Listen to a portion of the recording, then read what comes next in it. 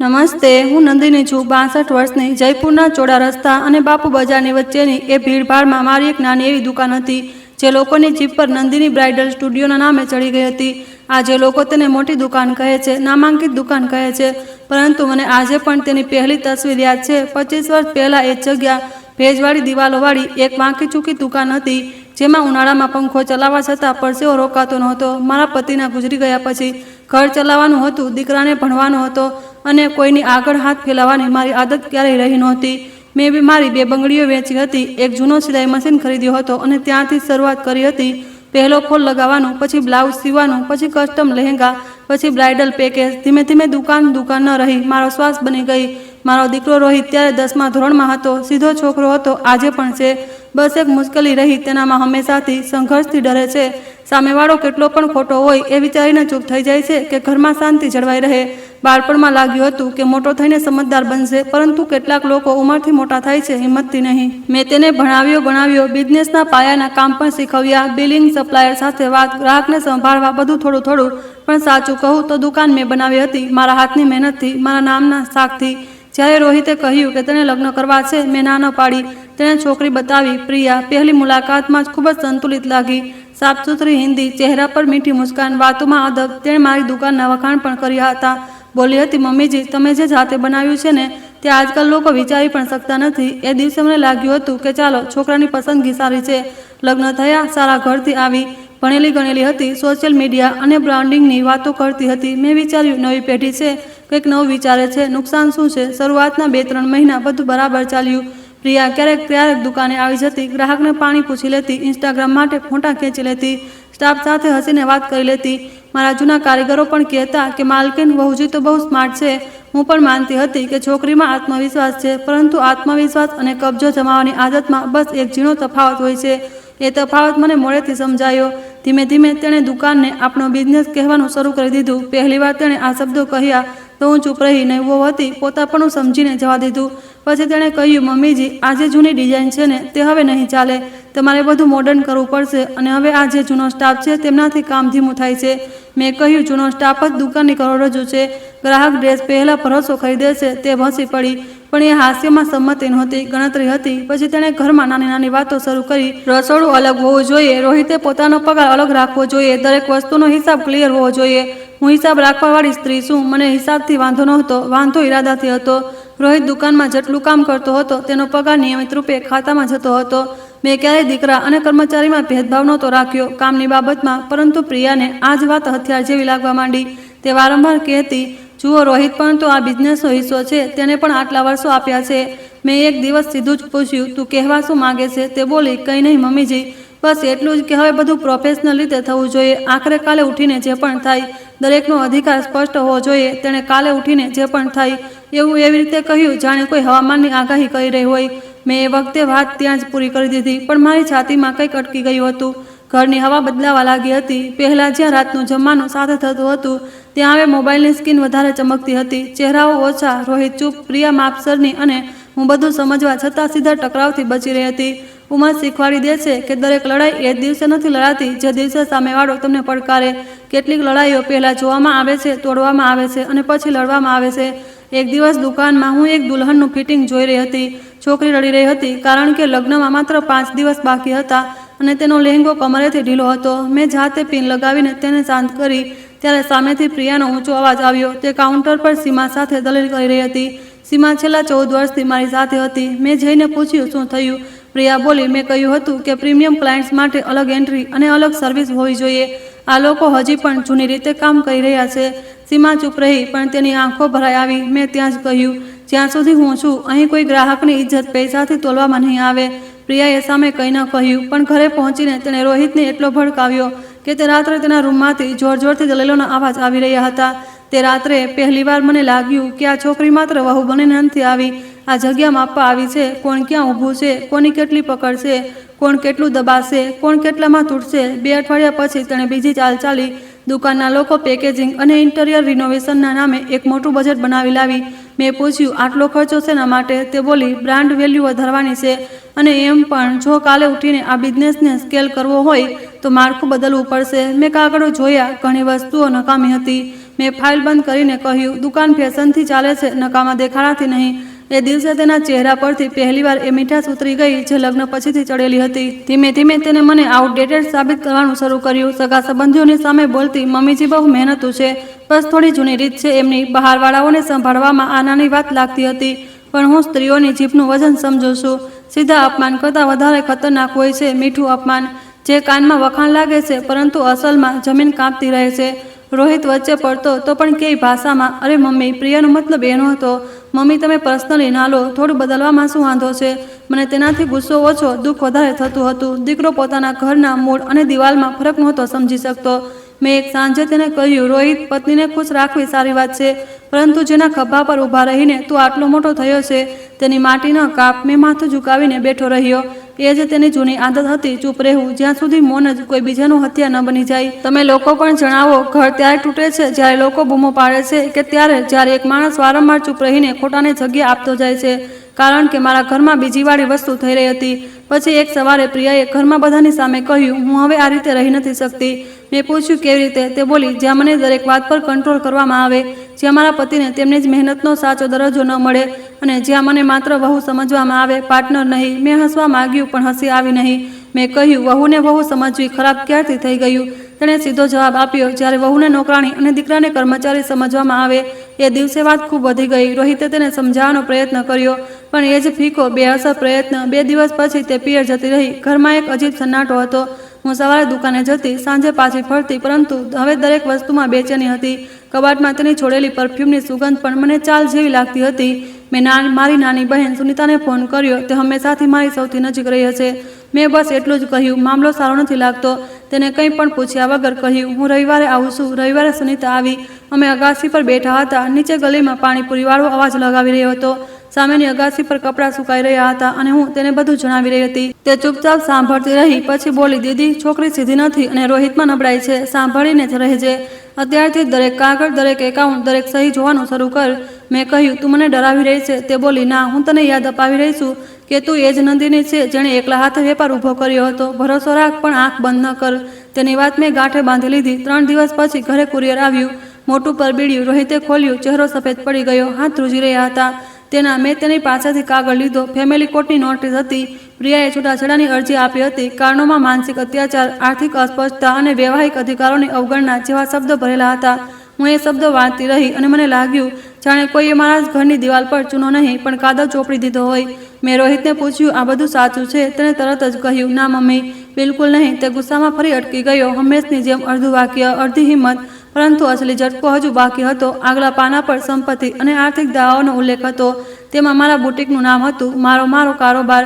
તેના પર દાવો કરવામાં આવ્યો હતો કે રોહિતની સક્રિય ભાગીદારી અને વૈવાહિક જીવન દરમિયાન થયેલી આર્થિક વૃદ્ધિને કારણે આ મેરિટલ એસેટના દાયરામાં આંશિક રીતે આવે છે, અને પ્રિયા પોતાના વકીલ મારફતે એ બિઝનેસમાં 50% હિસ્સેદારી અથવા તેની સમકક્ષ પતાવટની માંગ કરી રહી હતી. એ એક લઈને મારી અંદર કંઈક ઠંડુ કરી દીધું. ગુસ્સો નહીં, રડવું નહીં, બસ ઠંડક, જાણે કોઈએ શરીરમાંથી લોહી કાઢીને બરફ ભરી દીધો હોય. મેં ફરી વાંચ્યું.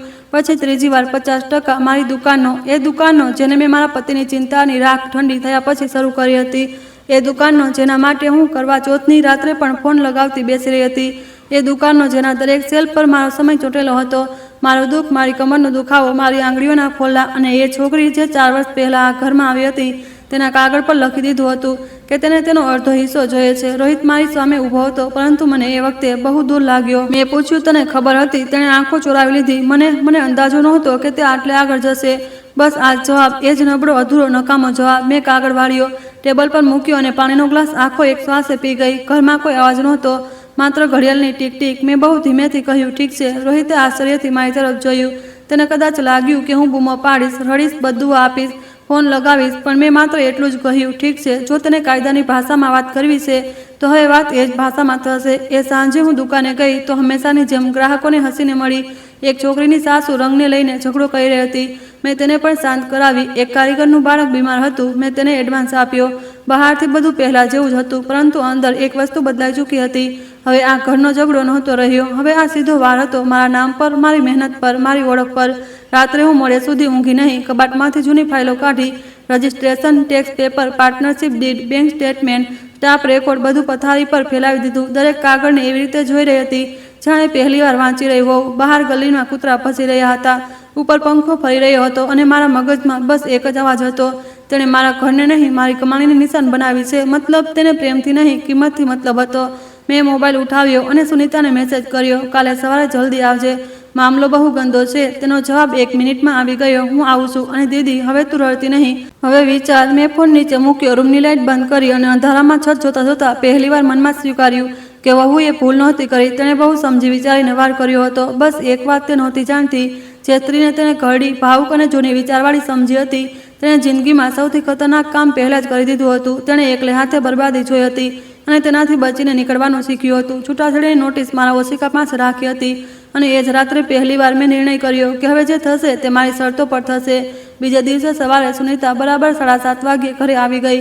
તેના હાથમાં સ્ટીલનું ટિફિન હતું, જેમ દર વખતે લાવતી હતી, પરંતુ તેના ચહેરા પર જે કઠોરતા હતી તેનાથી સ્પષ્ટ હતું કે આજે તે નાસ્તો કરાવવા નહીં પણ મને સંભાળવા આવી છે. મેં ચા બનાવી, બંને ડાઇનિંગ ટેબલ પર બેઠી અને ગોળ ગોળ ફેરવ્યા વગર મેં આખી નોટિસ તેની સામે મૂકી દીધી. તેણે એક એક પાનું બહુ ધ્યાનથી વાંચ્યું. વચ્ચે વચ્ચે તેના હોઠ એવી રીતે સંકોચાઈ રહ્યા હતા જાણે લીમડો ચાવી રહી હોય. અંતે તેણે ફાઇલ બંધ કરી અને બોલી, દીદી, આ છોકરી પ્રેમમાં નહોતી, પ્લાનિંગમાં હતી. મેં કહ્યું, મને પણ હવે એવું જ લાગી રહ્યું છે. તે બોલી, અને સૌથી મોટી મુશ્કેલી વહુ નથી, સૌથી મોટી મુશ્કેલી રોહિત છે. તેના કારણે તેને હિંમત મળી. મેં કંઈ ન કહ્યું, કારણ કે સચ્ચાઈ જેટલી સાફ હોય તેટલી જ વાગતી પણ હોય છે. એ દિવસે હું દુકાને થોડી મોડી પહોંચી. બહાર બોર્ડ ત્યાં જ હતું, અંદર એ જ રોશની, એ જ અરીસા, એ જ કતારમાં લટકતા લહેંગા, એ જ રિસેપ્શન પર બેઠેલી સીમા. પરંતુ મને પહેલીવાર મારી દુકાન કોઈ અદાલતના પુરાવા જેવી લાગી. દરેક વસ્તુ જાણે કહી રહી હતી, જુઓ, આના પર દાવો કરવામાં આવ્યો છે. હું અંદર ગઈ તો સ્ટાફે રોજની જેમ નમસ્તે કર્યું. કોઈને કંઈ ખબર નહોતી અને મેં નક્કી કર્યું કે હમણાં કોઈને કંઈ ખબર પણ નહીં પડે. મેં પહેલાં એકાઉન્ટન્ટ મહેશને બોલાવ્યો. તે છેલ્લા 12 વર્ષથી મારી સાથે હતો. એવો માણસ જે બિનજરૂરી વાત નહોતો કરતો, બસ ફાઇલ ખોલતો હતો અને સાચું બોલતો હતો. મેં તેને કેબિનમાં બેસાડીને નોટિસ બતાવી. તેણે વાંચ્યું, ચશ્મા ઉતાર્યા, કપાળ પર હાથ રાખ્યો અને બોલ્યો, મેડમ, આ સીધો કેસ દુકાનમાં વેલ્યુએશન પર જશે. મેં પૂછ્યું, સીધી હિન્દીમાં જણાવ. તે બોલ્યો, સીધી હિન્દીમાં એ જ કે જો સામેવાળા વકીલે સાબિત કરી દીધું કે રોહિતની ભૂમિકા એવી હતી જેનાથી બિઝનેસની કમાણી વધી, તો તે લોકો હિસ્સેદારી અથવા ભારે સેટલમેન્ટ માંગશે. દુકાન ભલે તમારા નામે હોય, લડાઈ લાંબી ચાલશે. મેં કહ્યું, અને જો દુકાન જ. હું અટકી ગઈ. તે મારી તરફ જોવા લાગ્યો. જો દુકાન જ. મેં શબ્દ પૂરો ન કર્યો, બસ કહ્યું, પહેલાં મને બધા કાગળો કાઢીને આપ. તેણે એ જ દિવસે બપોર સુધીમાં આખી ફાઇલો મારી સામે મૂકી દીધી. રજિસ્ટ્રેશન, જીએસટી, લીક પ્રો agreement, supplier contract, staff payment record, salary slip અને એ બધા દસ્તાવેજો જેનાથી એ સાબિત થતું હતું કે રોહિતને નિયમિત કર્મચારીની જેમ પૈસા મળતા હતા, માલિકની જેમ લાભાંશ નહીં. મેં એક એક વસ્તુ જોઈ. જેટલું જોતી ગઈ તેટલું સ્પષ્ટ થતું ગયું કે પ્રિયાએ અડધી વાત પકડીને આખો મહેલ ઊભો કર્યો છે. રોહિતની ભાગીદારી હતી પણ માલિકી હક નહીં. પરંતુ અદાલતમાં સત્ય માત્ર સત્ય હોવાથી નથી જીતતું, તેને યોગ્ય રીતે રજૂ પણ કરવું પડે છે. અને સામેવાળી છોકરી ખાલી હાથે નહોતી આવી. 3 દિવસ પછી પહેલી કાનૂની બેઠક હતી. હું, રોહિત, મારો વકીલ અને સામેથી પ્રિયા પોતાના વકીલ સાથે આવી. તે સફેદ સૂટ પહેરીને આવી હતી, બહુ જ સંતુલિત અને બહુ શાંત. એ જ સ્ત્રી જે ઘરમાં મહેણા મારતી હતી, ત્યાં જઈને દુઃખી, અપમાનિત, અધિકારથી વંચિત પત્ની બની ગઈ હતી. હું તેને જોતી રહી. કેટલાક લોકો આંસુથી નહીં, ટાઈમિંગથી ખતરનાક લાગે છે. તે એવી જ હતી. વકીલોની વાતચીત ચાલતી રહી. વૈવાહિક યોગદાન, સંયુક્ત આર્થિક માળખું, ભવિષ્યની પટાવટ, વ્યાજબી હિસ્સો, સ્વૈચ્છિક સમાધાન, એવા શબ્દો રૂમમાં ગુંજી રહ્યા હતા. હું ચૂપ હતી. પછી પ્રિયાના વકીલે એક કાગળ મારી તરફ સરકાવ્યો અને બહુ સભ્ય અવાજમાં કહ્યું, અમારો પ્રસ્તાવ છે કે વ્યાવસાયિક મૂલ્યાંકન કરાવીને તે મુજબ 50% નાણાકીય હિસ્સેદારી અથવા તેની સમકક્ષ પતાવટ નક્કી કરવામાં આવે. મેં પૂછ્યું, 50%? કઈ વાતના? તે બોલ્યો, મેડમ, તમારા દીકરાની સક્રિય ભૂમિકા અને વૈવાહિક એકમના આર્થિક હિતને ધ્યાનમાં રાખીને. મેં હાથ ઊંચો કરીને તેને રોક્યો. આ લાઈન ન વાંચો, સીધું બોલો કે મારી દુકાનનો અડધો ભાગ જોઈએ છે. તે થોડો અસહજ થયો. પછી બોલ્યો, કાનૂની રીતે આર્થિક દાવો બને છે. મેં પ્રિયા તરફ જોયું. તેણે મારી આંખોમાં જોઈને બહુ હળવેકથી માથું હલાવ્યું, જાણે કહી રહી હોય કે હા, જોઈએ છે અને હું લઈ લઈશ. એ પડે મને ગુસ્સો ન આવ્યો. બસ એક વાત સમજાઈ ગઈ. આ હવે લાગણીઓનો મામલો નથી. સ્ત્રી ઘર છોડતી વખતે તૂટે છે તો તેની આંખોમાં દર્દ દેખાય છે. આ છોકરીની આંખોમાં હિસાબ હતો. બેઠક પછી બહાર રોહિત મારી પાછળ પાછળ આવ્યો. પાર્કિંગમાં આવીને બોલ્યો, મમ્મી, તમે ટેન્શન ના લો, હું તેની સાથે વાત કરીશ. મેં પહેલીવાર બહુ ઠંડા સ્વરે કહ્યું, તું હજુ પણ વાતવાળા વળાંક પર ઊભો છે. તે બોલ્યો, મેં નહોતું વિચાર્યું કે તે દુકાન પર. મેં કહ્યું, તે ઘણી વસ્તુઓ નહોતી વિચારી રોહિત, અને તેનું જ બિલ હવે હું ભરી રહી છું. તે ચૂપ, હંમેશની જેમ. એ રાત્રે હું ઘરે આવીને સીધી મારા રૂમમાં ગઈ અને એક જૂની ડાયરી કાઢી. આમાં હું ક્યારેય ડિઝાઇન નહોતી લખતી, નિર્ણયો લખતી હતી. કયો કર્મચારી ક્યારે રાખ્યો, કયા સપ્લાયરને શા માટે છોડ્યો, કયા ગ્રાહકે ભરોસાપાત્ર છે, કોણ માત્ર ભાવતાલ કરે છે, એવી વાતો. મેં પહેલીવાર તેમાં 9 પાનું ખોલ્યું અને ઉપર લખ્યું, જો તેમને માળખું જોઈએ છે તો માળખું જ ખતમ કરી દો. હું મોડે સુધી એ લાઈનને જોતી રહી. બીજા દિવસે મેં એક બીજા વકીલ સાથે મુલાકાત કરી. આ વખતે રોહિતને નહોતું જણાવ્યું, કોઈને નહીં, માત્ર હું અને સુનિતા. તે વકીલ કંપની, માળખું અને સંપત્તિ વિવાદોનો જૂનો ખેલાડી હતો.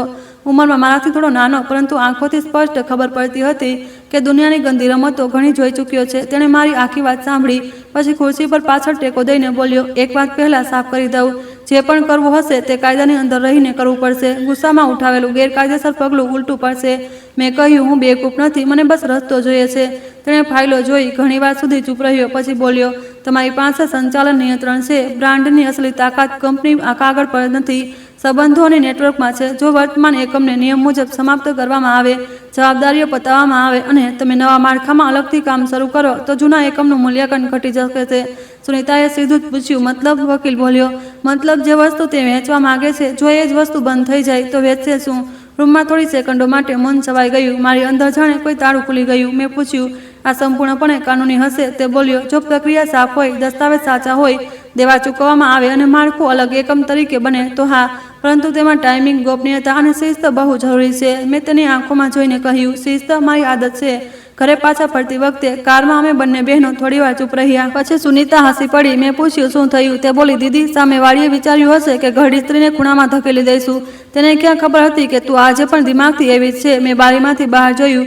જયપુરના રસ્તાઓ પર સાંજ ઉતરી રહી હતી. ટ્રાફિક, હોર્ન, લારીઓ, મીઠાઈની દુકાનો, સ્કૂટી પર બેઠેલી છોકરીઓ, ફાટક પાસે ઊભેલી રિક્ષાઓ, બધું પહેલા જેવું જ હતું. પણ મને લાગી રહ્યું હતું કે રમત હવે પહેલીવાર મારા હાથમાં આવી છે. તે પછી મેં એક એક પગલું માંડવાનું શરૂ કર્યું, કોઈ ઘોઘાટ વગર, કોઈ ઉતાવળ વગર. સૌથી પહેલા સપ્લાયર. હું દરેકને ફોન નહોતી કરતી. જેમના પર વર્ષોનો ભરોસો હતો તેમને મળવા બોલાવ્યા. એકને કેસરિયા ચા પર, એકને દુકાનની પાછળ ગોડાઉનમાં, એકને સાંજે ગાડીમાં બેસાડીને. મેં કોઈને આખું સત્ય ન જણાવ્યું, બસ એટલું જ કહ્યું, આગળથી ઓર્ડર નવી વ્યવસ્થામાં જશે. નામ બદલાઈ શકે છે, કામ નહીં. જૂના લોકો મારી આંખો વાંચતા હતા. કોઈએ વધારે સવાલ ન કર્યો. એક વૃદ્ધ કારીગરે તો માત્ર એટલું જ કહ્યું, માલકીન, અમે નામ પર નહીં, તમારી સાથે છીએ. એ એક લાઈને મને યાદ અપાવ્યું કે બિઝનેસનું દિલ બેલેન્સ શીટમાં નહીં, માણસોમાં ધબકે છે. પછી સ્ટાફ. આ સૌથી નાજુક ભાગ હતો, કારણ કે ડર સમાચાર કરતાં વધુ ઝડપથી ફેલાય છે. મેં માત્ર 4 લોકોને પહેલા વિશ્વાસમાં લીધા, સીમા, ઇરફાન માસ્ટર, મુકેશ અને પિંકી. આ 4 દુકાનની કરોડરજ્જુ હતા. મેં કેબિનનો દરવાજો બંધ કર્યો અને કહ્યું, થોડા સમયમાં ફેરફાર થશે. હું ઈચ્છું છું કે તમે લોકો ગભરાવો નહીં. જે દિવસે હું કહું એ જ દિવસે, જ્યાં કહું ત્યાં કામ શરૂ કરી દેજો. પગાર, સન્માન, બધું પહેલા જેવું જ રહેશે. સીમાની આંખો ભરાઈ આવી. બોલી, મેડમ, દુકાન ગમે ત્યાં હોય, અમે તમારી સાથે છીએ. ઇરફાને પૂછ્યું, કંઈ ગડબડ છે શું? મેં કહ્યું, છે, પણ તમારે બસ એટલું જાણવાનું છે કે હું કોઈની મારી મહેનત લૂંટવા નહીં દઉં. ચારેય એક સાથે માથું હલાવ્યું. એ દિવસે મને પહેલીવાર લાગ્યું કે હું એકલી નથી. હવે વારો હતો જગ્યાનો. અને કિસ્મત જુઓ, મારી દુકાનની બરાબર સામેવાળી લાઇનમાં એક જૂની હોમ ડેકોરની દુકાન મહિનાઓથી ખાલી પડી હતી. આગળનો ભાગ નાનો હતો, પરંતુ અંદર લંબાઈ સારી હતી. મેં તરત જ કૂદકો ન માર્યો. 2 દિવસ પછી સુનિતાને લઈને ગઈ. માલિક સાથે વાત કરી. લીઝ તેના નામે થવાની હતી. તેણે પૂછ્યું, તમારા માટે લઈ રહ્યા છો? સુનિતા મલકાઈ, નાજી, મારું થોડું કામ શરૂ કરવું છે. માલિકે તેને ઉપરથી નીચે સુધી જોઈ. તેને ક્યાં ખબર હતી કે થોડું કામ આવતા મહિને તેની આખી લાઇનની સૌથી ભીડભાડવાળી દુકાન બની જવાનું છે. કાગળ બનતી વખતે 1 સેકન્ડ માટે મારો હાથ ધ્રુજ્યો. કારણ ડર નહોતો, કારણ કે એ હતું કે મારા જ બનાવેલા ઘરોને જાતે તોડવા જઈ રહી હતી. કોઈ બહાનાનો દુશ્મન દુકાન બંધ કરાવે તો દર્દ હોય અલગ હોય છે, જાતે શટર પાડવાનો નિર્ણય અલગ. પરંતુ પછી મને એ નોટિસ યાદ આવી. 50%. મેં તરત જ મન કઠણ કરી લીધું. આ દરમિયાન પ્રિયાનું વર્તન વધુ બદલાઈ ગયું હતું. હવે તે સીધો ફોન નહોતી કરતી, વધુ વકીલ મારફતે, પરંતુ 2 વાર તેણે રોહિત મારફતે સંદેશો મોકલાવ્યો. પહેલી વાર, જો આંટી સમજદારી બતાવે તો મામલો આસાનીથી પતી શકે છે. બીજી વાર, બિઝનેસની સાચી કિંમત લગાવીને બધાનો ફાયદો થઈ જશે. મેં બંને વખત માત્ર એક જ જવાબ મોકલ્યો, ઠીક છે, પ્રક્રિયા ચાલવા દો. તેને કદાચ લાગી રહ્યું હતું કે હું ડરી ગઈ છું, કે વૃદ્ધ છું, કોર્ટ કચેરીથી ગભરાઈ જઈશ અને અંતે મોટી રકમ આપીને પીછો છોડાવીશ. તેને ખબર નહોતી કે હું તેને સૌથી મોટી ભૂલ બની ચૂકી છું. એક સાંજે રોહિત મારા રૂમમાં આવ્યો. બહુવાર દરવાજા પર ઊભો રહ્યો. પછી બોલ્યો, મમ્મી, તમે મારાથી નારાજ છો? મેં કહ્યું, તારે સાચું સાંભળવું છે કે આશ્વાસન? તે બોલ્યો, સાચું. મેં કહ્યું, હા, નારાજ પણ છું, દુઃખી પણ છું અને સૌથી વધારે નિરાશ છું. કારણ કે તે મને દુશ્મન નથી આપ્યો, તે દુશ્મનને ઘરની અંદર જગ્યા આપી. તેની આંખો લાલ થઈ ગઈ. મેં જાણી જોઈને કંઈ નથી કર્યું. મેં કહ્યું, નબળાઈથી થયેલું નુકસાન પણ નુકસાન જ હોય છે. તે બેસી ગયો અને માથું પકડીને રડવા લાગ્યો. મારા મનમાં એક પળ માટે મમતા આવી, પણ એ જ પડે મને નોટિસની લાઈનો યાદ આવી ગઈ. મેં બસ એટલું જ કહ્યું, રડવાનું પછી પહેલાં શીખ કે માણસ હોવું એટલું માત્ર કમાવું નથી, ઊભા રહેવું પણ હોય છે. એ રાત્રે હું અને સુનિતા નવી દુકાનમાં ઊભા હતા. અંદર ધૂળ હતી, દિવાલો પર જૂની ખીલીઓ, એક ખૂણામાં તૂટેલું શેલ્ફ અને હવામાં બંધ પડેલા રૂમની સીલન. ઇલેક્ટ્રિશિયન વાયર જોઈ રહ્યો હતો. પેઇન્ટર કલરના સેમ્પલ બતાવી રહ્યો હતો. મેં તેને કહ્યું, બહુ ચમકદાર નહીં, એ જ ગરમ ઓફ વ્હાઇટ અને ટ્રાયલ રૂમની બહાર પિત્તળની હૂંક હોવી જોઈએ. સુનીતાએ મારી તરફ જોયું. એક જેવી. મેં કહ્યું, ના, તેનાથી બહેતર. અમે 3 રાતોમાં કમાલ કરી દીધી. દિવસમાં હું જૂની દુકાન સંભાળતી, સાંજે દસ્તાવેજ, રાત્રે નવી દુકાનની તૈયારી. જૂના વિશ્વાસો સુથારને બોલાવ્યો. કહ્યું, રોકડા લઈ લે, સવાલ ન પૂછતો. તેને પૂછ્યો પણ નહીં. નવી રેક લાગી, નવું કાઉન્ટર આવ્યું. મેનિક્વિન્સની ખુલ્લેઆમ શિફ્ટ કરી શકાય તેમ નહોતા, એટલે નવા ખરીદ્યા. અમુક પસંદગીના પ્રીમિયમ પીસ અલગ કઢાવ્યા. બાકીના સ્ટોકનો હિસાબ બનાવડાવ્યો. મહેશે દેવાઓની યાદી બનાવી. વકીલે વિસર્જન પ્રક્રિયાના દસ્તાવેજો તૈયાર કર્યા. દરેક કાગળ પર તારીખ, સમય, સહી, બધું એવું જ હતું જેવું હોવું જોઈએ. હું કોઈ વાર્તા નહોતી લખી રહી, હું ઝાડ કાપી રહી હતી. એ દોરો વચ્ચે એક રાત્રે ખૂબ થાક લાગ્યો. હું નવી દુકાનના ભોંયતળિયે રાખેલી ખુરશી પર બેસી ગઈ. ઘૂંટણમાં દુખાવો હતો, આંખો બળી રહી હતી. સુનીતાએ પાણી આપ્યું. બોલી, થાકી ગઈ? હું હસી. બહુ. તે બોલી, છતાં પણ કરી લઈશ. મેં કહ્યું, હવે તો કરવું જ પડશે, નહીંતર આખી ઉંમર મારી જાતને માફ નહીં કરી શકું. તેણે મારા ખભા પર હાથ મૂક્યો. બહેનો ક્યારેક ક્યારેક ભગવાન કરતાં વધારે કામ આવે છે. એ વાત એ રાત્રે મને ફરી યાદ આવી. અને હા, જે લોકો અહીં સુધી સાંભળી રહ્યા છે, એક વાત દિલથી કહું, જિંદગીમાં સૌથી ખતરનાક લોકો એ નથી હોતા જે સામેથી લડે છે. સૌથી ખતરનાક એ હોય છે જે તમારા ઘરમાં બેસીને તમારો હિસાબ લગાવતા રહે છે. એટલે આવી વાર્તાઓ સાંભળો છો તો ચેનલને યાદ રાખ્યા કરો, કારણ કે અહીં મીઠી વાતો નહીં, અસલી ચાલો ચોખ્ખું લેશે. જેમ જેમ તારીખ નજીક આવી, પ્રિયાનો આત્મવિશ્વાસ વધુ વધતો ગયો. તેના વકીલે મૂલ્યાંકનની પ્રક્રિયા ઝડપી કરવાની વાત કરી. તેણે એકવાર કોર્ટમાં કોરિડોરમાં મને જોઈને કહ્યું પણ ખરું, આંટી, આખરે દરેક વસ્તુનો ફેર શેર હોવો જોઈએ ને. મેં તેની વાત તરફ જોઈને બસ હસી દીધું. એટલું હળવું હાસ્ય કે તે સમજી પણ ના શકી. તે બોલી, તમે ચૂપ છો, એનો મતલબ તમે સમજદારીભર્યો નિર્ણય લેશો? મેં કહ્યું, હા, નિર્ણય સમજદારીથી જ લેવાશે. તેણે વિચાર્યું, હું ઝૂકી ગઈ છું. મને જોઈને કદાચ તેને દયા આવી રહી હશે. મને તેને જોઈને માત્ર સમય દેખાઈ રહ્યો હતો. યોગ્ય સમય. ફાઇનલ સેટલમેન્ટના એક દિવસ પહેલાં મારા વકીલે અંતિમ દસ્તાવેજો મોકલ્યા. જૂની કંપનીના ઔપચારિક વિસર્જન માટે બધું તૈયાર હતું. દેવા ક્લિયર, કરારોના સમાપનની નોટિસ તૈયાર, ભાડાની વ્યવસ્થા સમાપ્ત કરવાની પ્રક્રિયા શરૂ, બેન્કિંગ સૂચનાઓ અલગ, નવી દુકાનના લાયસન્સનું કામ સુનીતાના નામે પૂરું. નવું બોર્ડ છપાઈને આવી ગયું હતું, કપડાં લપેટાયેલું. મેં તેને જાતે ખોલ્યું પણ નહીં, બસ હાથ ફેરવીને પાછું મૂકી દીધું. એ સાંજે જૂની દુકાનમાં હું થોડી વધારે વાર રોકાઈ. ગ્રાહકો જતા રહ્યા, સ્ટાફ નીકળી ગયો, શટર અડધું પડેલું હતું. અંદર બસ હું, સીમા અને ઇરફાન બચ્યા હતા. મેં બંનેને બોલાવીને કહ્યું, આવતીકાલની રાત પછી બધું બદલાઈ જશે. હું જે કહું તે કરજો, ડરતા નહીં. કોઈ પૂછે તો માત્ર એટલું કહેજો કે મેડમે જેવું કહ્યું તેવું થયું. સીમા રડી પડી. મેડમ, આ બધું કરવું પડી રહ્યું છે? મેં કહ્યું, હા, કારણ કે કેટલાક લોકો દુકાનને કપડાની રેક સમજે છે. તેમને ક્યાં ખબર છે કે આનો પાયો કોના હાડકાથી બનેલો છે? ઇરફાને ધીમેથી કહ્યું, કાલે સવારે અમે ક્યાં આવીએ? મેં પહેલીવાર નવું સરનામું તેના હાથમાં મૂક્યું. તેણે વાંચ્યું, પછી મારી તરફ જોયું અને હળવેકથી હસી પડ્યો. સમજી ગયો. એ રાત્રે ઘરે પાછા ફરતી વખતે રસ્તો અસામાન્ય રીતે શાંત લાગ્યો. કદાચ મારી અંદરનો ઘોઘાટ એટલો હતો કે બહારની દુનિયા ધીમી લાગી રહી હતી. ઘરે આવીને મેં જમ્યું નહીં, બસ એક કપ દહીં લીધું અને કાગળ લઈને બેસી ગઈ. ઘડિયાળના કાંટા આગળ વધી રહ્યા હતા. રોહિત પોતાના રૂમમાં હતો. તેણે દરવાજો ખખડાવ્યો પણ નહીં. કદાચ તેને અહેસાસ થઈ ગયો હતો કે હવે હું તેની સાથે વાતો નથી કરતી, નિર્ણયો લઈ રહી છું. 11:40 વકીલનો કોલ આવ્યો. તેણે પૂછ્યું, તમે તૈયાર છો? મેં કહ્યું, હું બહુ પહેલાંથી તૈયાર છું. તેણે કહ્યું, એકવાર ફરી જણાવી દઉં, આના પછી પાછા નહીં હટી શકાય. મેં જવાબ આપ્યો, પાછી હું એ દિવસે હટતી જે દિવસે નોટિસ વાંચીને ડરી જતી. પછી તેણે દરેક પગલું દોહરાવ્યું કે દસ્તાવેજ ક્યારે ઈમેલ થશે, કઈ ડિજિટલ સહી લાગશે, કઈ સૂચના કયા સમયે જારી થશે, બધું સેકન્ડના કાંટાની જેમ નક્કી. રાતના બરાબર 12 વાગ્યે મેં મારા જૂના રજિસ્ટ્રેશન ફોલ્ડર પર હાથ મૂક્યો. એ જ ફોલ્ડર જેમાં 25 વર્ષની મહેનત હતી. મેં આંખો બંધ કરી. પતિનો ચહેરો યાદ આવ્યો. પહેલું મશીન, પહેલી ગ્રાહક, પહેલી દિવાળીનું વેચાણ, રોહિતની સ્કૂલ ફી, દુકાનનું પહેલું એસી, પહેલીવાર છાપામાં નામ છપાવું, બધું એક પળમાં ઘૂમી ગયું. અને પછી મને પ્રિયાનો દાવો યાદ આવ્યો. મેં પેન ઉપાડી, સહી કરી દીધી. એક સ્ટ્રોક સાથે જૂની કંપની ખતમ થવાની પ્રક્રિયા શરૂ થઈ ગઈ. રૂમમાં કંઈ બદલાયું નહોતું. પંખો ત્યાં જ ફરી રહ્યો હતો. બહાર રાત એ જ હતી, પરંતુ અસલમાં બધું બદલાઈ ચૂક્યું હતું. કાગળ પર નંદિની બ્રાઇડલ સ્ટુડિયો હવે બસ એક માળખું હતું જે સવાર સુધીમાં શૂન્યમાં ઉતરવાનું હતું. જે વસ્તુ પ્રિયા લેવા આવી હતી તેનું દિલ મેં એ રાતે કાઢી દીધું. મેં ફાઇલ બંધ કરી. સુનીતા મારી સામે બેઠી હતી. તેણે પૂછ્યું, ડર લાગી રહ્યો છે? મેં કહ્યું, ના, હવે રાહત લાગી રહી છે. તે બોલી, કાલે મજા આવશે. મેં બહુ ધીમેથી કહ્યું, કાલે સત્ય સામે આવશે. હું ઉઠી, બારી ખોલી. સામે રસ્તાની પેલે પાર અંધારામાં નવી દુકાનનું શટર ઊભું હતું. તેની પાછળ રોશની હજી બંધ હતી, પરંતુ મને સ્પષ્ટ દેખાઈ રહ્યું હતું કે સવારે કઈ તરફ સૂરજ ઉગશે. સવારે હું એલાર્મ વાગ્યાની 2 મિનિટ પહેલાં ઉઠી. ઉંમરના પડાવ પર ઊંઘ પણ પૂરી ક્યાં આવે છે, પરંતુ એ રાત્રે તો જાણે શરીર સૂતું જ નહોતું, માત્ર આંખો બંધ હતી. 4:58. બહાર હજુ પણ અંધારું હતું. ગલીમાં દૂધવાળાની મોટરસાયકલ પણ નહોતી આવી. મેં પથારીમાંથી ઉઠીને સૌથી પહેલાં હાથ મોં ધોયા. પછી પૂજાના ખૂણામાં દીવો પ્રગટાવ્યો. કોઈ લાંબી પ્રાર્થના ન કરી, બસ એટલું જ કહ્યું, હે ભગવાન, આજે મને નબળી ન પડવા દેતા. રસોડામાં ચા મૂકી ઉકળતા પાણીનો અવાજ એ સવારે બહુ સ્પષ્ટ સંભળાઈ રહ્યો હતો. જાણે ઘરની દરેક વસ્તુ પણ જાણતી હોય કે આજે કોઈ સામાન્ય દિવસ નથી. સુનિતા પહેલા જ ઉઠી ચૂકી હતી. તે મારા ઘરે જ રોકાઈ ગઈ હતી. રાત્રે કંઈ પણ બોલ્યા વગર મારી સામે ખુરશી પર બેસી ગઈ. મેં 2 કપ મૂક્યા. તેને ચા લીધી અને બોલી, આજે ચહેરા પર કલચરી ન આવવા દેતી. મેં કહ્યું, મારા ચહેરા પર નહીં આવે, કોઈ બીજાના ચહેરા પર જરૂર આવશે. તેણે હળવું હસીને કહ્યું, બસ આજ તેવડ જોઈએ. રોહિત રૂમમાંથી બહાર આવ્યો તો તેનો ચહેરો સૂજેલો હતો. કદાચ આખી રાત ઊંઘ્યો નહોતો. તેણે મારી તરફ જોયું, પછી નજર ઝુકાવી લીધી. જાણે સ્કૂલનો છોકરો ભૂલ કરીને પ્રિન્સિપાલ સામે ઊભો હોય. તેણે ધીમેથી પૂછ્યું, મમ્મી, આજે કોર્ટ જતા પહેલાં શું હું કંઈ કરી શકું છું? મેં કહ્યું, હા. રસ્તામાં ના આવતો. તે 1 સેકન્ડ માટે સ્તબ્ધ થઈ ગયો. પછી ખુરશી ખેંચીને બેસી ગયો. મેં બધું ખરાબ કરી દીધું ને? મેં કપ નીચે મૂક્યો. તે બધું ખરાબ નથી કર્યું. તે ખોટા માણસને એટલું ખાલી મેદાન આપ્યું કે તેણે વિચાર્યું આખું સ્ટેડિયમ તેનું છે. તેની આંખોમાંથી આંસુ પડવા લાગ્યા.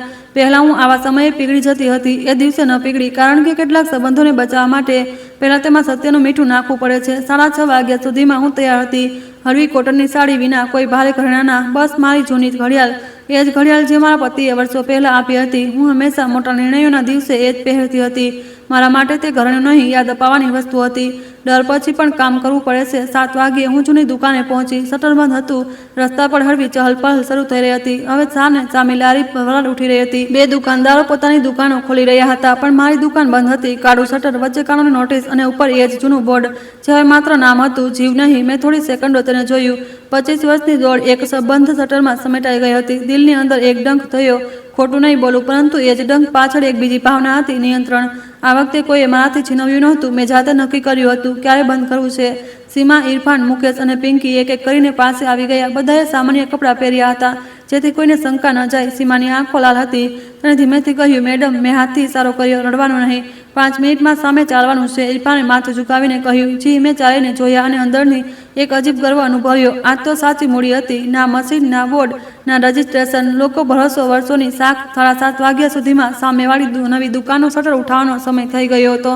નવું બોર્ડ હજુ ઢંકાયેલું હતું. અમે બધા રસ્તો પાર કરીને બીજી તરફ ગયા. સુનિતા પહેલાથી જ ત્યાં ઊભી હતી. પેન્ટરે આગલી રાત્રે કામ પૂરું કર્યું હતું. અંદર નવી પોલીસની હળવી સુગંધ હતી, પણ જગ્યામાં જૂની ઓળખની ગરમાશ આવી ચૂકી હતી. ટ્રાયલ રૂમ, રેન્ક, કાઉન્ટર, દર્પણ, બધું નવું હતું. છતાં પણ બધું પોતાનું લાગી રહ્યું હતું. સુનિતાએ કપડું હટાવ્યું. બોર્ડ ચમક્યું, સુનિતા ક્યોરર બ્રાઇડલ હાઉસ. મેં તેને જોતા ધીમેથી કહ્યું, નામ તારું છે, શ્વાસ મારો છે. તે મુસ્કુરાઈ અને કાપશે એ જ જેણે વાવ્યું છે. અમે અંદર ગયા. સીમાએ કહ્યા વિના જ કાઉન્ટર સંભાળી લીધું. પિંકીએ રેક સીધી કરી. ઇરફાને સ્ટીમર લગાવ્યું. મુકેશે પેકેટ ખોલ્યા. આટલા વર્ષો એકસાથે કામ કરવાનો આ જ ફાયદો છે. લોકોને આદેશ નથી આપવા પડતા. તેઓ તમારી વિચારસરણીનો રસ્તો ઓળખી લે છે. 8 વાગ્યા પહેલા પહેલી ગ્રાહક આવી ગઈ. જૂની ગ્રાહક કોઠીમાં લગ્ન હતા તેમની દીકરીના. તે પહેલા બંધ શટર જોઈને ગભરાઈ ગઈ, પણ પછી રસ્તો પાર કરીને અમારી તરફ આવી. અંદર આવીને બોલી, અરે નંદિનીજી, તમે અહીં? ત્યાં શું થયું? મેં હસીને કહ્યું, નવું સેટઅપ કર્યું છે. તે બોલી, સારું કર્યું. ત્યાં તો બહુ જૂની જગ્યા થઈ ગઈ હતી. હું મનમાં ને મનમાં હસી. લોકોને વાર્તા નહીં, સુવિધા દેખાય છે. અમે બિઝનેસમાં આજ સૌથી મોટું સત્ય છે. ગ્રાહકને જ્યાં ભરોસો અને કામ મળશે તે ત્યાં જશે. તેને કંપની વિસર્જનની ફાઇલ નથી વાંચવી. 9:30 વાગ્યા સુધીમાં ખબર ફેલાવાની શરૂ થઈ ચૂકી હતી. બજારમાં શટર કરતાં વધુ ઝડપથી ખબરો ખુલે છે. દુકાન બંધ થઈ ગઈ, નવી જગ્યા ખુલી ગઈ, બહેનના નામે કરી દીધી. કોઈ કેસ ચાલી રહ્યો છે, રહુનું ચક્કર છે. દર 5 મિનિટે નવી વાર્તા નીકળી રહી હતી. મને ફરક ન પડ્યો. અફવાઓની ઉંમર ટૂંકી હોય છે, ચાલે છે એ જ વસ્તુ જે ટકે છે. 10 વાગ્યે પ્રિયા આવી. રસ્તાની પેલે પાર કાર રોકાઈ. પહેલા તેનો વકીલ ઉતર્યો, પછી તે ચહેરા પર એ જ આત્મવિશ્વાસ હતો જે એવા લોકો પાસે હોય છે જેમને લાગે છે કે જીત કાગળ પર નક્કી થઈ ચૂકી છે. તેણે સીધું જૂની દુકાન તરફ જોયું. શટર બંધ, નોટિસો ચાલેલી. તેના ડગલા હળવાશથી રોકાઈ ગયા. પછી તે ઝડપથી આગળ વધી. વકીલે નોટિસ વાંચી. તેના ચહેરાની રેખાઓ બદલાઈ ગઈ. તે મારી તરફ નહીં, પહેલા કાગળ પર ઝૂક્યો. આજ સારા વકીલ અને લાલચી ક્લાયન્ટમાં તફાવત હોય છે. ક્લાયન્ટને ચોટ અહંકાર પર લાગે છે, વકીલને પ્રક્રિયા સમજાઈ જાય છે. પ્રિયાએ પાછળ ફરીને સામે જોયું અને ત્યારે જ તેની નજર અમારી નવી દુકાન પર પડી. તે એક પળને હું કદાચ જિંદગીભર નહીં ભૂલી શકું. તેની આંખોમાં પહેલા ગૂંચવણ આવી, પછી ઓળખ, પછી શંકા, પછી સીધો ઝટકો. જાણે કોઈએ તેના મગજમાં ઝડપથી 4 બટન દબાવી દીધા હોય. તે રસ્તો પાર કરીને અમારી તરફ આવી. તેની ચાલ હવે પહેલા જેવી સંતુલિત નહોતી. ઝડપી પણ હતી, તૂટેલી પણ. અંદર આવતા જ તેણે કહ્યું, આ શું છે? હું કાઉન્ટર પાસે ઊભી હતી. મેં બહુ શાંત સ્વરમાં કહ્યું, નવી દુકાન. તે બોલી, મજાક ના કરો. જૂની દુકાન કેમ બંધ છે? મેં કહ્યું, કારણ કે જૂની કંપની વિધિવત રીતે સમાપ્ત કરી દેવામાં આવી છે. તેણે મારી તરફ ઘૂરીને જોયું. શું? તેનો વકીલ પણ હવે અંદર આવી ચૂક્યો હતો. તેણે કહ્યું, મેડમ, અમારે દસ્તાવેજો જોવા પડશે. મેં કહ્યું, બિલકુલ, તમને મળી જશે. પ્રક્રિયા સંપૂર્ણપણે રેકોર્ડ પર છે. પ્રિયાનો અવાજ ઊંચો થઈ ગયો. તમે આવું ન કરી શકતા હતા. મેં કહ્યું, મેં કર્યું છે. તે લગભગ ચીસો પાડી ઉઠી. તમે જાણી જોઈને કર્યું છે જેથી મને કંઈ ન મળે. મેં તેની આંખોમાં જોઈને જવાબ આપ્યો, તારે એ વસ્તુમાં હિસ્સો જોઈતો હતો જે તારી હતી જ નહીં. મેં બસ તેને ત્યાં જ ખતમ કરી દીધી જ્યાં તેનું માળખું હતું. દુકાનમાં એ સમયે 3 ગ્રાહકો હતા. બધી ચૂપ થઈ ગઈ. સીમાએ નીચે જોતા કપડાં ફોલ્ડ કરવાનું ચાલુ રાખ્યું, પરંતુ હું જાણતી હતી કે તેના કાન સંપૂર્ણપણે અમારી તરફ હતા. સુનીતા પાછળ ઊભી હતી, હાથ બંધાયેલા, ચહેરા પર એ જ સંતુલિત કઠોરતા. પ્રિયાનો વકીલ હવે સંપૂર્ણપણે પ્રોફેશનલ મોડમાં હતો. તેણે કહ્યું, જો આ પગલું સંપત્તિના દાવાને નિરર્થક કરવાના ઈરાદાથી લેવામાં આવ્યું છે તો અમે તેને પડકારીશું. મેં કહ્યું, તમારો અધિકાર છે, તમે પડકારો. દસ્તાવેજ સાફ છે, દેવા પતાવી દેવામાં આવ્યા છે, સંચાલન સમાપ્ત થયું છે. આ એકમ હવે એ રૂપમાં અસ્તિત્વમાં નથી. તેણે પૂછ્યું, આ નવી દુકાન? મેં કહ્યું, આ મારી બહેનનો નવો વ્યવસાય છે. સુનીતા આગળ આવી અને બોલી, જી, મારા નામે કોઈ સમસ્યા? તેનો અવાજ એટલો સપાટ હતો કે સામેવાળાને ગુસ્સો પણ આવે અને પકડ પણ ન મળે. પ્રિયાએ મારી તરફ જોયું, જાણે પહેલીવાર અસલી મને જોઈ રહી હોય. કદાચ તેના દિમાગમાં હવે પાછલી બધી વાતો જોડાઈ રહી હતી. મારું શાંત રહેવું, મારો જલ્દી કોઈ જવાબ ન આપો, મીટિંગમાં સંમત હોવું, એવું દેખાવું, દરેક જગ્યાએ ઠીક છે કહેવું. તેણે વિચાર્યું હતું કે હું ઝૂકી રહી છું. અસલમાં હું જગ્યા બનાવી રહી હતી. તે બોલી, તમે બહુ ચાલાક નીકળ્યા. મેં કહ્યું, ના, હું બસ એટલી જ સાવધાન નીકળી જેટલી એક સ્ત્રીને હોવું પડે છે જ્યારે કોઈ તેની ઉંમર, તેની ધીરજ અને તેની મહેનતને નબળાઈ સમજી લે. એ પળે રોહિત પણ પહોંચી ગયો. કદાચ કોઈએ તેને ફોન કરી દીધો હતો. અંદર આવતા જ તેણે પહેલા બંધ શટર જોયું, પણ પછી નવી દુકાન, પછી પ્રિયા, પછી મને. તેના ચહેરા પર એવો ભાવ હતો જાણે તેને એક જ સમયે શરમ, આઘાત અને સમજણ ત્રણેય થપ્પડ મારી હોય. તે ધીમેથી બોલ્યો, મમ્મી, તમે સાચે જ? મેં તેની તરફ જોયા વિના કહ્યું, હા. પ્રિયા તરત તેની તરફ ફરી. તને ખબર હતી? તે બોલ્યો, ના. તેણે તિરસ્કારથી હસતા કહ્યું, બેશક નહીં ખબર હોય. તને તો તારા ઘરમાં શું ચાલી રહ્યું છે તે પણ ખબર નથી હોતી. તેની વાત તો સાચી હતી, આ જ કારણે વધારે ઝેરી હતી. રોહિતે પહેલીવાર થોડા ઊંચા અવાજે કહ્યું, બસ પ્રિયા. મેં તેની તરફ જોયું, બહુ હળવો, બહુ નાનો એવો, પણ કદાચ વર્ષોમાં પહેલીવાર તેણે અવાજ કાઢ્યો હતો. મોડેથી પણ કાઢ્યો. પ્રિયા હવે તૂટતા ગુસ્સામાં હતી. મને બેવકૂફ બનાવવામાં આવી છે. મેં કહ્યું, ના, તે તારી જાતને બેવકૂફ બનાવી છે. તે વિચાર્યું હતું કે બિઝનેસ બોર્ડ, બિલ અને બેંક બેલેન્સથી બને છે. ના, બિઝનેસ ભરોસા, લોકો અને નામથી બને છે. કાગળ પર હિસ્સો લખી દેવાથી લોકો માણસ માલિક નથી બની જતો. તે બોલી, મેં માત્ર મારો અધિકાર માંગ્યો હતો. મેં પહેલીવાર કડવાશને ખુલીને બહાર આવવા દીધી. અધિકાર, જે દુકાનની પહેલી ઈંટ મૂકતી વખતે તું ક્યાંય નહોતી, જે દુકાનની પહેલી કમાણીની મેં મારા દીકરાની ફી ભરી, જ્યાંના દરેક કારીગરનું નામ મને યાદ છે, જ્યાંની દરેક રાતે મેં જાતે ઊભા રહીને ડિલિવરી કઢાવી. તેમાં તારો અધિકાર 4 વર્ષના લગ્નથી 25 વર્ષની મહેનત પર દાવો અધિકાર નહીં, લાલચ કહેવાય છે. દુકાનમાં સન્નાટો જ હતો. બહાર રસ્તા પર લોકો ધીમા પડીને ડોકિયા કહી રહ્યા હતા. બજારમાં તમાશો બહુ જલ્દી બને છે, પરંતુ એ સમયે મને કોઈ તમાશાની ચિંતા નહોતી. કેટલીક વાતો સાક્ષીઓની સામે જ કહેવી જોઈએ જેથી પાછળને તેને તોડી મરોડી ન શકાય. પ્રિયાની આંખોમાં હવે પાણી આવી ગયું હતું, પણ મને સાફ દેખાઈ રહ્યું હતું કે તે દર્દ કરતા આહારનું પાણી વધુ હતું. કેટલાક લોકો ત્યારે રડે છે જ્યારે દિલ તૂટે છે. કેટલાક લોકો ત્યારે રડે છે જાણે ગણિત બગડી જાય છે. આ બાજુ બીજું વાર રડવું હતું. તેનો વકીલ બોલ્યો, મેડમ, આ સમયે સાર્વજનિક દલીલ યોગ્ય નથી. અમે ઔપચારિક પ્રતિક્રિયા આપીશું. મેં માથું હલાવ્યું, જરૂર આપજો. તે પ્રિયાને લઈને બહાર નીકળી ગયો. જતાં જતાં તેણે એકવાર ફરી નવી દુકાનને જોઈ. એ દ્રષ્ટિકોણ કોઈ હારેલા ખેલાડીનો નહોતો. એ એવા માણસનો હતો જેને પહેલીવાર સમજાયું કે રમત એ બોર્ડ પર નહોતી રમાઈ રહી જેના પર તે પ્યાદા ગણી રહી હતી. પ્રિયા બહાર જતી રહી, પણ રોહિત ત્યાં જ ઊભો રહ્યો. તેના પગ જાણે જમીનમાં ખૂંપી ગયા હતા. થોડી સેકન્ડો પછી તે મારી પાસે આવ્યો અને બોલ્યો, મમ્મી, મને માફ કરી દો.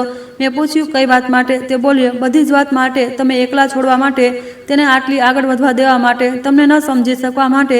તેનો અવાજ ધ્રુજી રહ્યો હતો. પહેલીવાર તેમાં બચાવ નહીં, સ્વીકાર હતો. મેં કહ્યું, માફી માંગવી સહેલો ભાગ છે, બદલાવવું અઘરો ભાગ છે. જો સાચે જ કંઈ સમજાયું છે તો તારી કરોડરજ્જુ સીધી કર, નહીંતર આજે પ્રિયા ગઈ છે, કાલે કોઈ બીજું આવશે અને પછી એવું જ થશે. તે માથું હલાવતો રહ્યો. મેં થોડી નરમ પડીને કહ્યું, તું મારો દીકરો છે, પરંતુ આજ પછી મારી મહેનત પર કોઈ બીજું પોતાની આંગળી મૂકે અને તે ચૂપ રહે, આ હું સહન નહીં કરું. તેણે બહુ ધીમેથી કહ્યું, નહીં રહેવા દઉં. મેં જવાબ ન આપ્યો, પણ સમય જ બતાવશે. શબ્દ પર મારો ભરોસો એ દિવસે બહુ ઓછો હતો. બપોર સુધીમાં દુકાન પૂરી ઝડપમાં ચાલવા લાગી.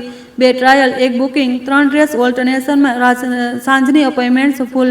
આ મારા માટે સૌથી મોટી રાહત હતી. બદલો માત્ર ત્યારે જ પૂરો માનવામાં આવે છે જે તમને અંદરથી ખાલી ન કરી દે. જો મેં જૂની દુકાન બંધ કરીને મારી જાતને જ બરબાદ કરી દીધી હોત તો જીત કેવી? અસલી જીત આજ હતી. સામેવાળો શટર ગણતો રહી ગયો અને અહીં કામ શરૂ થઈ ગયું. બપોર પછી મને વકીલનો કોલ આવ્યો.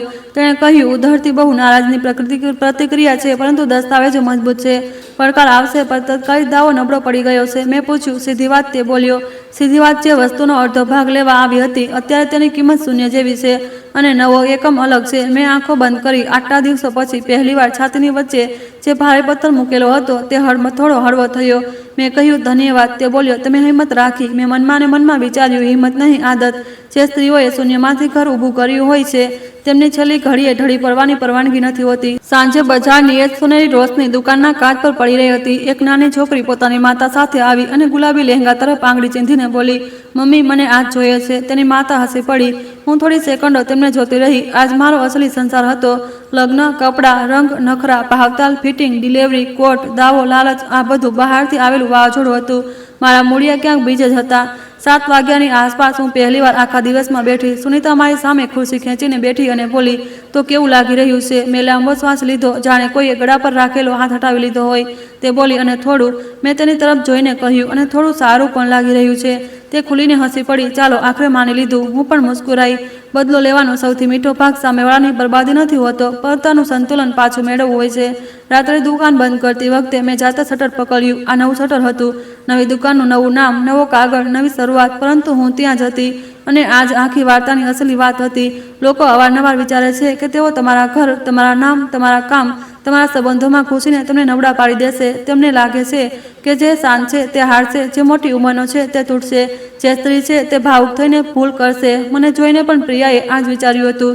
તેણે સમજ્યું હતું કે હું જૂના વિચારોવાળી, પરિવાર બચાવવામાં લાગેલી, કાનૂની વાગતોથી ગભરાવાવાળી સ્ત્રી છું. તેણે એ ન જોયું કે હું એ સ્ત્રી પણ છું જેણે મર્યા પછી પણ પોતાના પતિનું નામ ડૂબવા નહોતું દીધું, જેણે એકલે હાથે દીકરાને મોટો કર્યો, જેણે દરેક અપમાનને ઈંધણ બનાવ્યું અને જેણે જરૂર પડીએ પોતાનું જ બનાવેલું માળખું પાડીને નવી ઇમારત ઊભી કરી દીધી. થોડા અઠવાડિયા પછી છૂટાછેડાનો મામલો પોતાના રસ્તે ચાલતો રહ્યો. પ્રિયાએ દબાણ બનાવવાનો પ્રયાસ કર્યો. કાનૂની ચાલો ચાલી, પરંતુ તે પહેલા મારે જે તેને પડ્યો હતો તેનાથી તે ક્યારેય બહાર ન આવી શકી. તેની પાસે હવે વાર્તા હતી પણ પકડ નહોતી.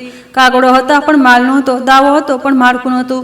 ધીમે ધીમે તેનો અવાજ એટલો તેજ ન રહ્યો જેટલો શરૂઆતમાં હતો. લાલચની સૌથી મોટી સમસ્યા આ છે તે જે ગણિત બહુ કરે છે, માણસોને ઓછા વાંચે છે. રોહિતે નોકરી પકડી લીધી. આ વખતે સાચે જ કામ કરવાનું શરૂ કર્યું. મારી પાસે ફરી પાછો આવીને દુકાનમાં બેસવાની કોશિશ કરી, પણ મેં તેને સીધું કહ્યું, પહેલાં પોતાની જાતને લાયક બનાવ, પછી કોઈ ખુરશી પર બેસશે. તેણે માન્યું. કદાચ પહેલીવાર તે મને માતા કરતાં માણસ તરીકે વધારે જોવા લાગ્યો હતો. અમારા સંબંધોમાં ગરમાશ તરત પાછી ન ફરી, પણ એક નવી ઇમારત આવી ગઈ. અને ઘણીવાર એ જ પૂરતી હોય છે. સુનિતાના નામની દુકાન ધીમે ધીમે આખા બજારમાં ચાલવા લાગી. લોકો નામ કંઈ પણ લે આવતા મારી પાસે હતા. ઘણા ગ્રાહકો તો હસીને કહેતા, અરે, નામ બદલાયું છે, હાથ તો નંદનીજીના જ છે ને. હું પણ હસી દેતી. સાચું આ જ હતું. કામ કરવાવાળા હાથ, નિર્ણય લેવાવાળું દિમાગ અને ટકી રહેવાવાળી કરોડરજ્જુ. આ જ કોઈ પણ કારોબારનો અસલી માલિક હોય છે. અને જ્યાં સુધી પ્રિયાની વાત છે, હું તેને હવે નફરતથી યાદ નથી કરતી. તે મારા માટે પાઠ બની ગઈ. તેણે મને એક વાત ફરીથી યાદ અપાવી દીધી. પરિવાર અને સંપત્તિનો તફાવત ક્યારેય ન ભૂલો. દરેક એ જ માણસ જે તમારી સાથે ચા પીવે છે તે તમારી સાથે નથી હોતો. દરેક એ સંબંધ જે મીઠું બોલે છે સુરક્ષિત નથી હોતો. અને દરેક એ સ્ત્રી જે શાંત બેઠી છે નબળી નથી હોતી. એ રાત્રે જ્યારે હું ઘરે પાછી ફરી, કબાટ ખોલ્યું અને જૂના રજિસ્ટ્રેશન ફોલ્ડરની જગ્યાએ નવી ફાઇલ મૂકી, તો હું થોડી સેકન્ડો ઊભી રહી. રૂમમાં સન્નાટો હતો. પછી મેં ધીમેથી મારી જાતને કહ્યું, ઠીક કર્યું. બસ 2 શબ્દો, પરંતુ એ 2 શબ્દોમાં મહિનાઓનું દર્દ, ગુસ્સો, ડર, અપમાન અને રાહત બધું જ હતું. તો હા, મારી વહુ છૂટાછેડામાં મારા બિઝનેસનો અડધો હિસ્સો લેવા આવી હતી. તેને લાગ્યું હતું કે કાયદાના સહારે તે મારી જિંદગીની કમાણી માપી લેશે. મેં તેને કાયદાની અંદર રહીને જ જવાબ આપ્યો. તેણે કંપની માગી હતી.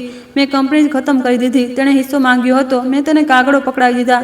તેણે વિચાર્યું હતું કે દુકાન તેની થશે. તેને સમજાયું જ નહીં કે દુકાન ક્યારેય દિવાલોની નહોતી. દુકાન મારી હતી, મારા લોકોની હતી, મારા નામની હતી. અને એ જ વસ્તુ તે ક્યારેય અડી પણ શકી નહીં. જો આ વાર્તાને તમને 1 સેકન્ડ માટે પણ હચમચાવ્યા છે તો કમેન્ટમાં ચોક્કસ જણાવજો. શું નંદિનીએ યોગ્ય કર્યું કે પછી બહુ દૂર જતી રહી?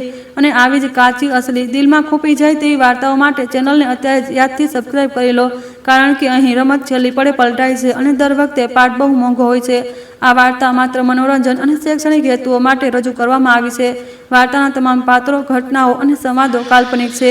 તેનો કોઈ પણ વ્યક્તિ, સ્થળ અથવા ઘટનાથી સીધો સંબંધ નથી. જો કોઈ સમાનતા જણાય તો તેને માત્ર સંયોગ માનવો. આ વિડીયોનો હેતુ કોઈની ભાવનાઓને ઠેસ પહોંચાડવાનો નથી. વિડીયો ગમ્યો હોય તો લાઇક, શેર અને ચેનલ સબસ્ક્રાઈબ કરવાનું ભૂલશો નહીં. ધન્યવાદ.